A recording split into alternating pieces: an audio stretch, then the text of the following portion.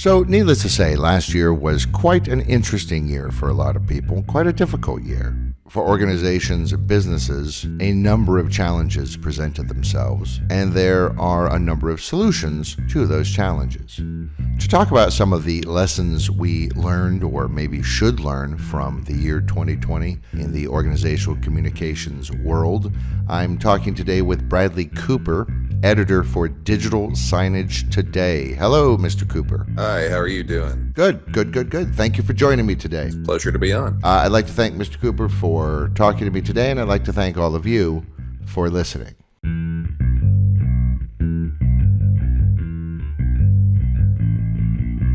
This is digital signage done right.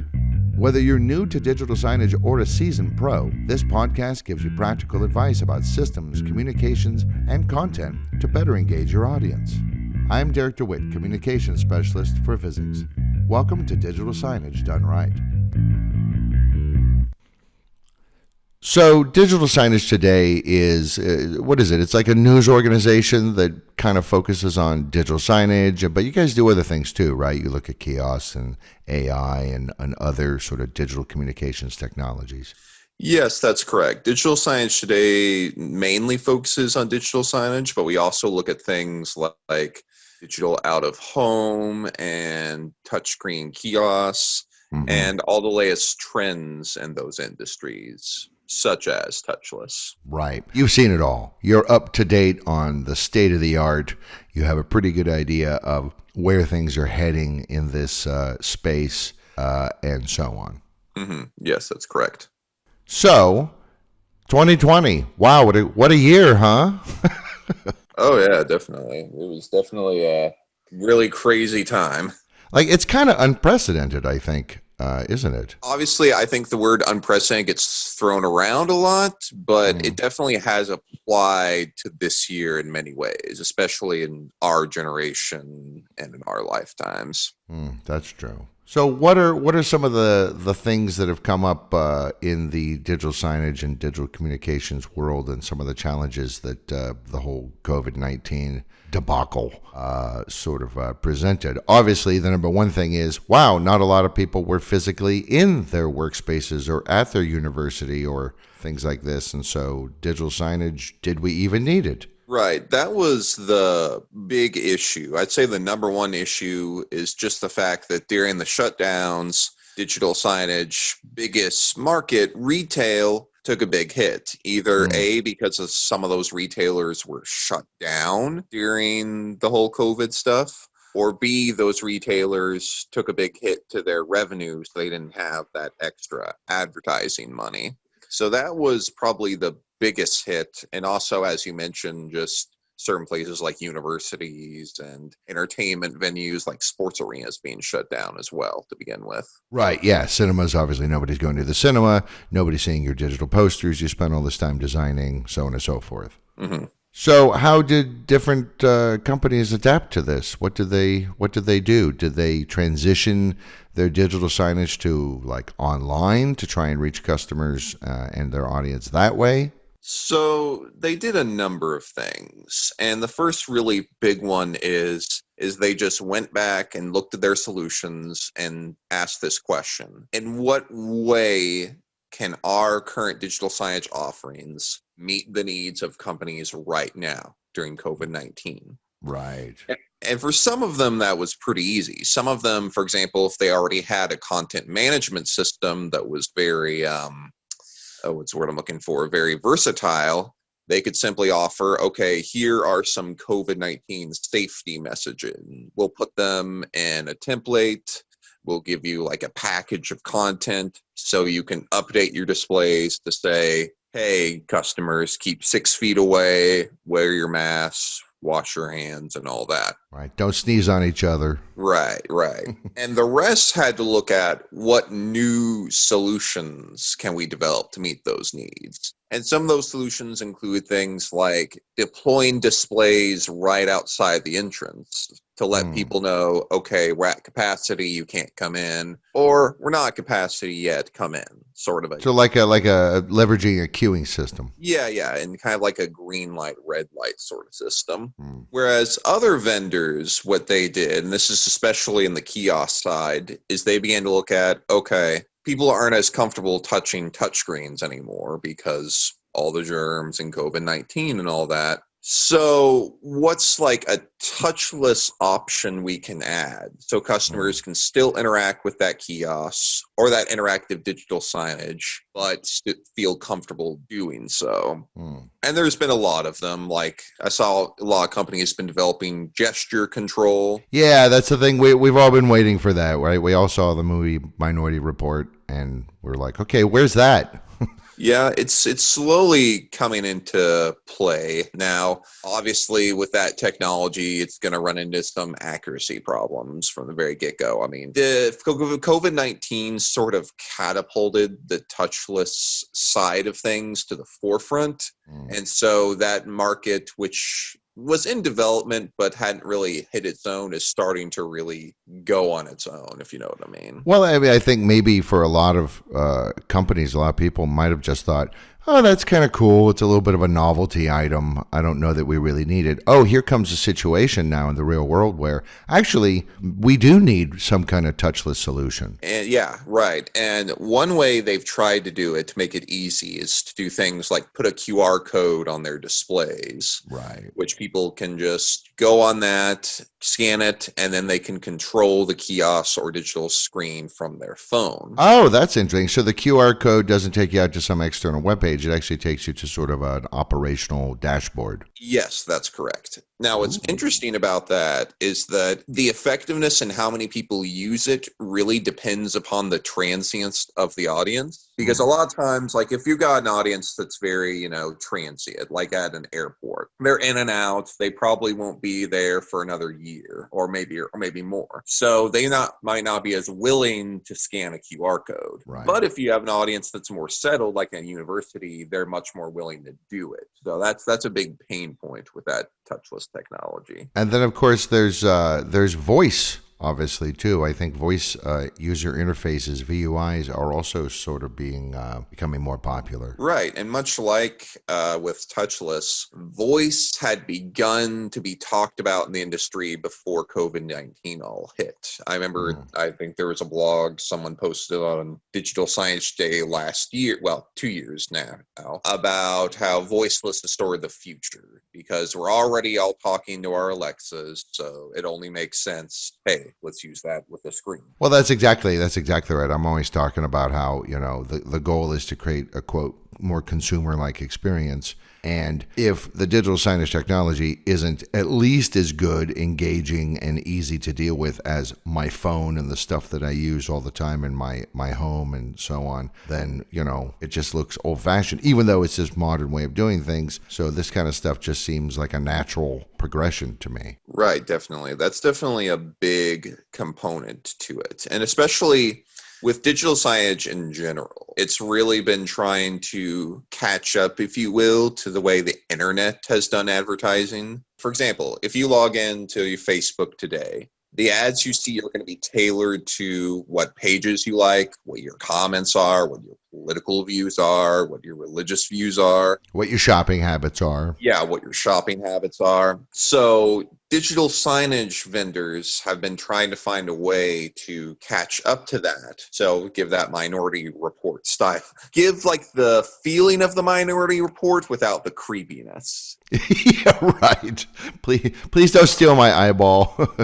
Right. And so one way they've all been trying to do this, and this is something that's been fermenting for a while, but starting to gain fruit, is the idea of dynamic digital signage. And by that, you mean sort of more individualized and tailored to the specific person viewing it. Right. And like you mentioned before, how you see a lot of these static screens and it seems it seems a little outdated. Well, with dynamic signage, it's going to look at things like, what's the time of day? So if it's middle of lunch, let's roll out some content for lunch or some, maybe a coupon for coffee or something like that. And B, it might look at something like, what's the demographic of the individual individual looking at the screen? Is it someone who's old, young? What's their gender? And beyond that, also, what's their mood? And this, I actually saw a demonstration of this. Sometimes this can be really simple. If someone approaches a screen with like their head down, they're usually maybe a little sad, so you might tailor message that way. Whereas if their head is sort of tilted, they might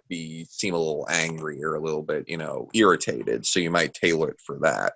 So it's very interesting the sort of things people are doing with these displays. Just as a side note, a lot of them are trying to avoid the facial recognition side. Now, because it's creepy. It's creepy, right? Yeah. So the distinction between facial identification and facial recognition is a subtle one. Facial identification is more about just identifying like what type of person is looking at the display, whereas recognition is more about who is that person looking at the display, if you know what I mean. That's a big issue, because once you get on the side of really identifying who that person is, like here's their identity, you run into all sorts of legal problems or potential legal problems. And there's also just the creep out factor. I mean, who knows? Maybe, 50 years from now, that'll be commonplace and no one will think twice about it. But certainly right now, if I walked up to a screen, if it said, "Hi, Derek, how are you? How was your burger last night?" I would run screaming into the hills. Yeah, exactly, and that's the key point. It's almost like there's a term called the Overton window for like AI and artificial intelligence, where can you tell what it's doing or not, or does it just feel natural? So, like for example, with that creeps you out because it's almost like there was a stalker staring at you through the windows. Yeah. Whereas if it, for example, knew based on your loyalty program that you had a burger last night, it might give someone like, "Hey, here's a coupon code for a burger," and not mention anything about it. That's a little bit more subtle, if you get what I'm saying. Right. Instead of saying, "Hey, I've been watching you, pal," it just kind of goes, "Burger?" And it knows that there's a good chance you're going to say yes. Right, precisely. As opposed to if it somehow knows from your, like you said, your loyalty program that you're probably a vegetarian, then it might not serve up burger. Right, exactly. And you've seen a lot of restaurants start to use this with their menu boards. Especially, I know McDonald's has toyed around with it a lot. Is the idea of tailoring the content that shows up on their menu boards based on what the person has ordered before. Mm-hmm. So that way, if this person, say for example, never ordered a Big Mac, it won't show Big Macs on the menu display. That's interesting, because you would have thought, at least certainly in the 20th century advertising mindset and business mindset, you would have thought that they would say, this person needs to be shown Big Macs so that they will perhaps also get interested in Big Macs. Right. And that's a very interesting thing. Like, the previous model of doing advertising looked at, okay, this person isn't interested. Let's find a way to make them interested. Whereas the new model still has some of that, but it's also, okay, they may not like Big Macs. We know they like this, so let's get this in front of their face. More of like a tailored experience rather than just sort of a one-size-fits-all, let's try to get them to love our product. I think part of it is with the online world and the digital world and smartphones and mobile devices in our pockets and hands, we're just consuming so much content. We're interacting with so much content on a daily, even hourly basis that in many ways we don't need to start from scratch like that, say you did in the 1950s, where you're putting in a newspaper ad and you're trying to get people to come to your clothing store. It's assumed, hey, this audience already has clothes. They know how to shop for clothes. They know what they like. And so we're going to help them fine-tune the preferences that they already have, as opposed to manufacturing a preference from whole cloth. Right. And I think you see this as well with online advertisements. Like, for example, back in the day, I would have never, ever clicked on a Facebook ad. And I still barely do. But every once in a while, it will tailor an ad so closely to things I enjoy that I might even click on. I'm like, that sounds interesting. Like, oh, that t-shirt looks interesting. And I think it's the same principle with dynamic digital signage, because, I mean, unlike in the previous days, we are now just bombarded with advertisements from every angle you can imagine. So if one of them is going to get through, it has to be something that in some way is tailored to that individual's experience. Right, without getting too invasive. Yes, exactly. That's your balancing act. So companies are starting to find out ways to create more touchless, interactive digital signage through gesture, through mobile apps, through voice, and also trying to make their content a bit more relevant to the individuals based on types. You know, you're a man, you're a woman, you're this, you're that. What else are organizations doing to try and adapt to this new environment? Because the thing is, even once, let's assume everybody gets the vaccine and everything kind of reopens and goes back to normal,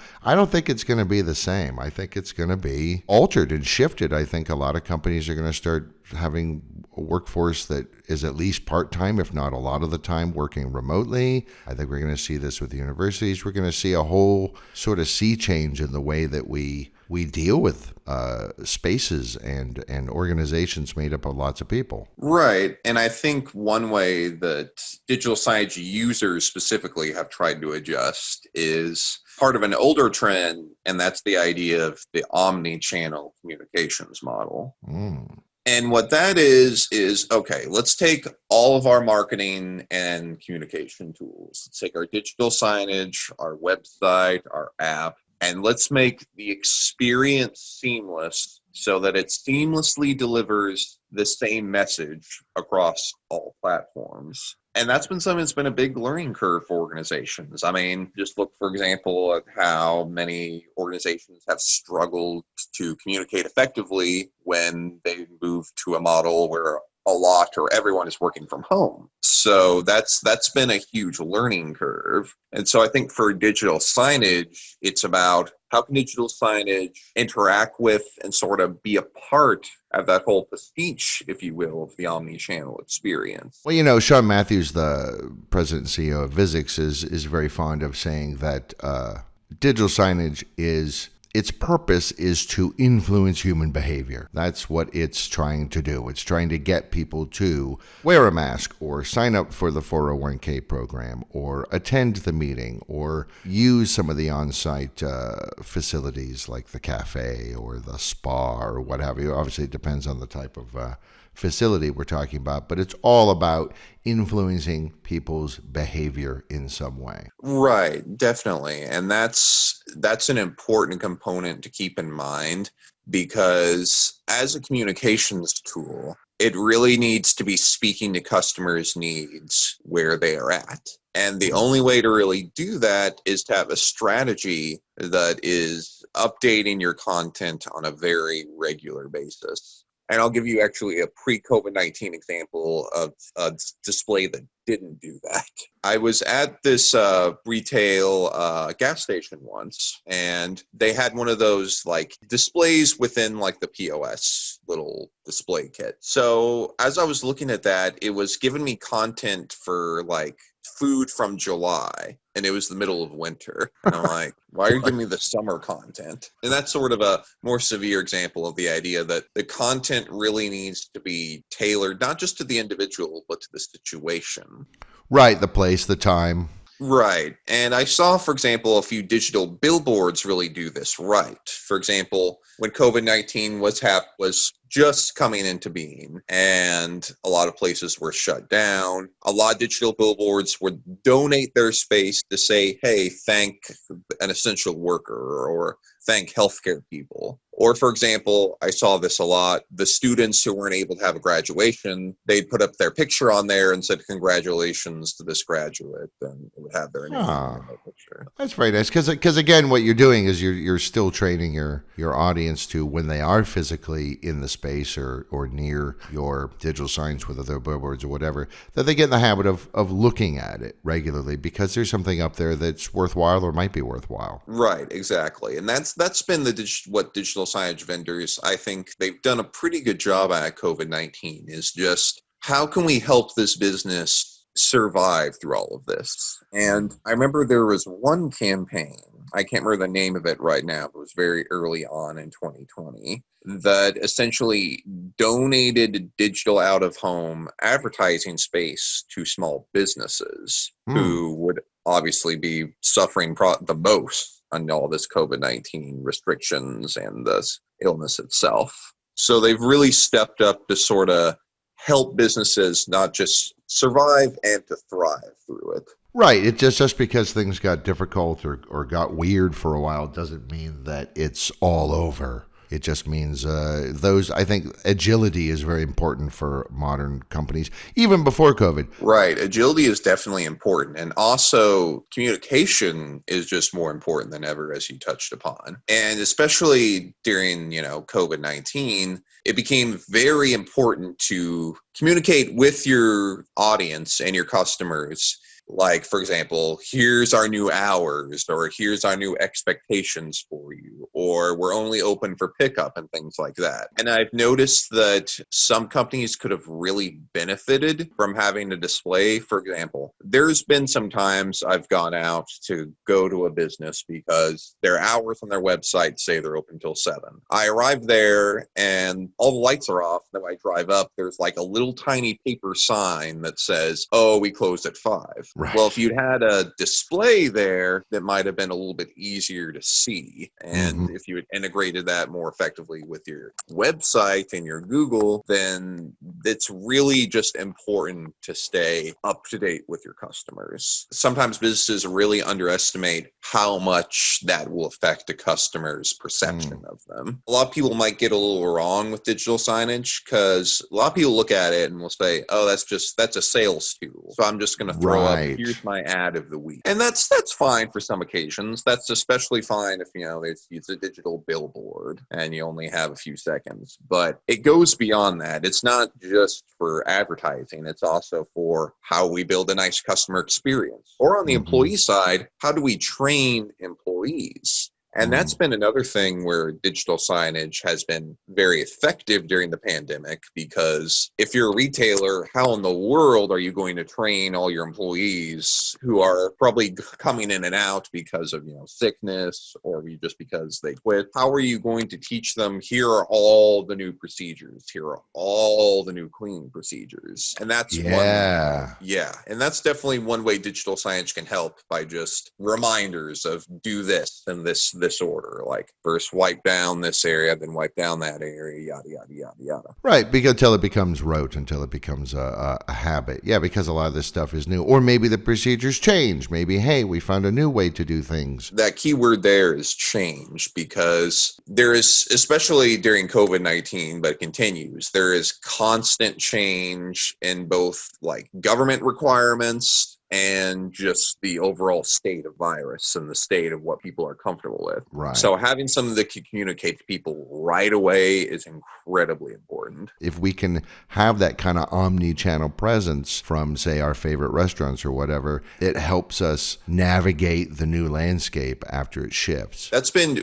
probably the biggest positive for digital signage throughout all of this, is just the fact that, like you mentioned, the things can change at the drop of a hat. Regulations can change at the drop of a hat. So just having a screen that says, okay, something very simple like A, wear your mask, B, keep socially distant, or even like, hey, here's the new regulations on how many people can be inside the building at once. And it also saves companies money on having to keep employees out there to count the people coming in or prevent people coming in. So it would be much easier just to have a display that says we're at capacity, and just says to wait, essentially, until one person leaves the building, the sensor goes off, it communicates to the display, hey, now we're not at capacity anymore. Do you think that we're going to see more AI integration into sort of the back end side of digital signage. Can't help but wonder if we're going to create little AI tools that sort of help semi-automate in an intelligent, adaptable fashion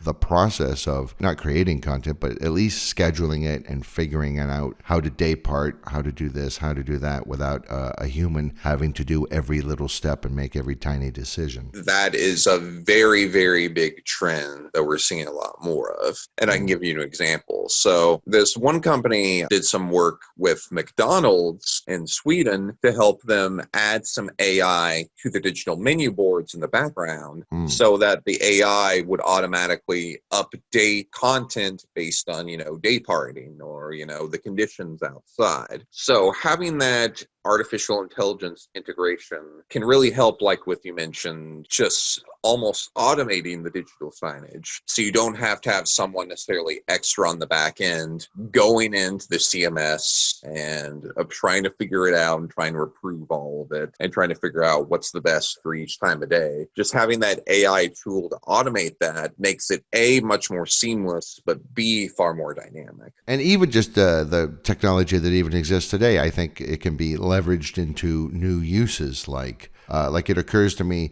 facial recognition technology, can't it be used to tell if somebody's wearing a mask or not? Yes, and that's definitely one tool that several vendors have utilized to just identify, and some of them can get very complex, like to identify what type of mask are they wearing. Wow. Are they wearing a cloth mask, or I forget what's called, it's like the C97, I probably butchered that, but the ventilator. Yeah. Right. Yeah. And it can tell, are they wearing it actually over their entire face, or have they got their nose exposed or something like that? Now, what the business does with that information is up to them. They could say, the display will be like, hey, put your mask on. Or if you want to get real fancy, you could just refuse people entry until they do it. And some places have actually integrated it, with their door system, where the door will lock until the person, puts the mask all the way on. Really? That's very sophisticated. Yeah, it's kind of almost like a smart home type of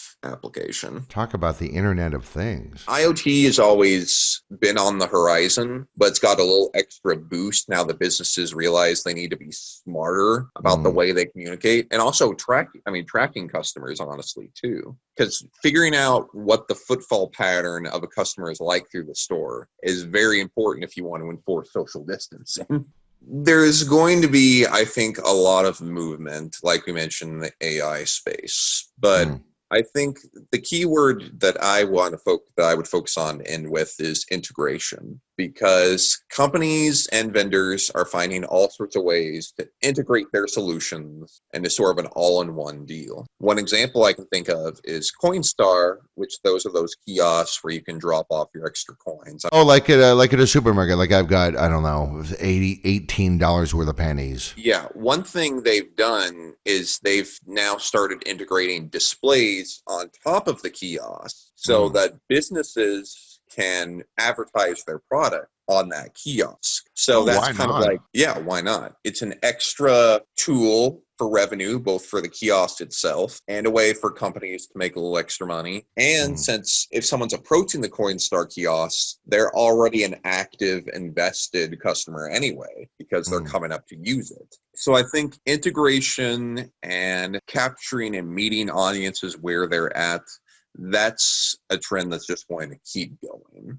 So the year 2020 certainly presented a lot of challenges, but in kind of a weird way, it also presents some opportunities, and it has acted as an accelerant for trends that were already in the works. We're going to see in the next few years a lot of integration with the digital world. We're going to see digital signage get smarter and more tailored towards our interests, and who knows what else. But it's been a super stimulating conversation. I'd like to thank Bradley Cooper, editor for Digital Signage Today, for talking to me today. Thank you, sir. Thank you so much. And of course, Digital Signage Today, you can check the episode notes for a link to that. They also have webinars, they have podcasts of their own, and it really is sort of a one-stop shop for the digital signage realm. What's going to happen with digital signage today this year? Anything interesting coming up? Well, we definitely have a few podcasts coming down the line. We're definitely still working on pieces on trends, both for 2021 and for just how these companies are going to be using digital signage going forward. And we're going to, especially with focus on AI, we're especially going to be looking at what is AI going to do this year. So to keep abreast of the situation as it unfolds, make sure to go to Digital Signage Today.